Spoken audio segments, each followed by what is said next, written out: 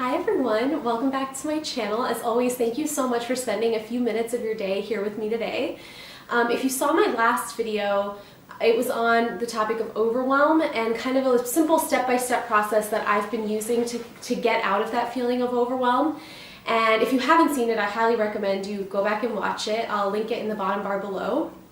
This video is going to be on procrastination, another common problem that a lot of us face, and in a lot of ways it's the opposite side of the same coin of overwhelm. So procrastination is when you know what you need to do and you just can't bring yourself to do it. So obviously we all have experienced procrastination probably in every area of our lives. For me personally, I'm going to talk about it in an area of what I'm calling higher leverage, like a much more important area where the consequences of procrastinating are costing me a lot. So that's my creativity and creating content for this channel. I'm procrastinating sometimes, knowing what I need to do, but still not doing it. Versus in the previous video, I talked about overwhelm, kind of having big goals and visions for yourself. And because the gap between your future vision and your present reality is so big, you feel overwhelmed and paralyzed because you don't know what to do. So this video, when you do have the steps or when you do have concrete actions that you know you need to do, the feeling of I just can't bring myself to do it. So I've seen two causes for it. One is lack of motivation or excitement, and one is lack of clarity. So lack of clarity is kind of the exact flip side of the overwhelm cure. Just like in overwhelm, you don't know how to get from your present reality to your future vision, and it helps to chunk down and identify really small baby steps you can take, preferably in succession, to create a feeling of momentum. The same thing I've sometimes noticed with procrastination. Because I don't have clarity, I can't get going on something. So they kind of go hand in hand. And once again, when there is no clarity, what I found is I can, think about the easiest thing I can do next. It helps to teach myself what I'm trying to understand. So if I don't understand a topic, it helps to kind of backtrack and walk myself through whatever the project or task is at hand. Sometimes in the process of teaching, we really do learn at a deeper level, as a lot of you might know. And so in explaining something to yourself that you've already completed, what I've found is that I automatically stumble on the next step that much faster.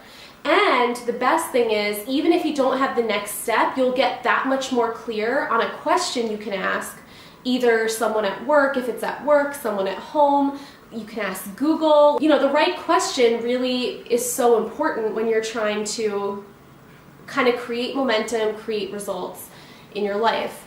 The other much bigger, more interesting cause of procrastination is lack of excitement or lack of motivation. And I've seen this a lot in my life too. So almost like with overwhelm, you're thinking too big and you need to chunk down. I actually was taught this by one of my coaches. When you're procrastinating, you almost are like bored and you need to think bigger and think bigger picture to get yourself a feeling of excitement or motivation or inspiration. And here's the thing that I've really come to appreciate about that concept. In really examining myself and how I act in my own life, I'm realizing when I procrastinate is I'll try to numb that feeling because I feel uncomfortable when I'm procrastinating something that's really important to me. And again, the two places I'm seeing it the most are really at work and also in my creativity here on this channel. So, it's really important to me, so you'd think the motivation is there, and yet I'm still procrastinating. And when you look deeper at it, I try to numb. I either go on social media, go on YouTube. I just distract myself because I want to be numb from that feeling of discomfort. And I'm sure, that procrastinating and numbing is something we're all familiar with on some level, especially in this age of the internet and social media and constant sensory input. But if you take it a step further, I sometimes use that as an excuse where I'm telling myself the story of I need something out there to motivate me to take action. Whether it's I need a cup of coffee before I can do this, I need to listen to music and then I'll feel good enough to do this, whatever the case. Sometimes, honestly, I've been prone to overspend at times. I think to myself, before I can start, this is so ironic, before I can start saving, I'm gonna just buy this one last thing. which is so ironic, but it's definitely symptomatic of the problem itself. You're avoiding the problem, and in the process of avoiding the problem, you're actually making it worse. So the idea is I need something out there to make me feel motivated, and then I'll take action. So basically the, core message of the channel, like my channel, is about empowerment. Empowerment is about taking control back and not waiting for something out there to change. So the natural question is, if I'm waiting for something out there to make me feel motivated, what can I do right now? What can I do myself to make me feel motivated? And something cool that I've found is to, even if you don't write your goals every day, look at them. If you have a vision board, look at it. What's worked best for me is I just take out a blank Word document, a blank piece of paper, whatever works better for you in terms of stream of consciousness, and I just start thinking about thoughts that excite me about whatever my vision is. So if it's a work project, I start telling myself all the reasons why breaking through the blocks and figuring things out is going to benefit me in the future. So one thing that I'm, kind of working through right now is I'm learning basically a programming language at work that only me and my mentor, or my boss, I guess, only the two of us know out of the entire company. And so that's pretty exciting to me. Like being one of two people in an entire division of a company that knows this programming language, that makes you indispensable in some ways. It helps you solve more interesting problems more quickly. So I just started doing a stream of consciousness typing about like 4 or 5 or 6 different reasons why I really wanted to get better and learn this programming language and break through the block that I was facing at that moment. And wouldn't you know it, within less than 5 minutes, I kind of got my juices flowing again, where I was so excited about it, and that motivated me to jumpstart my efforts to figure out the problem I was facing.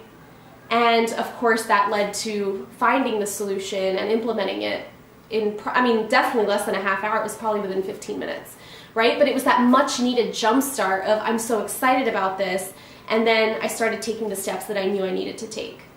So, just to recap, if I'm procrastinating, what I find is that I'm either not clear on what I need to do, so it's kind of hand in hand with overwhelm, or the opposite of overwhelm, where I'm chunked down so much that I almost need to step out of the weeds, zoom out, get the bird's eye view, and get myself excited again to give myself the much needed fuel to keep going, right? Because, we do have to live day by day. That's all any of us can do at any given point. But sometimes it really helps to take a step back, remind ourselves what the bigger picture is, what our why is. A lot of people on YouTube, a lot of books talk about having your why, having your compelling reason.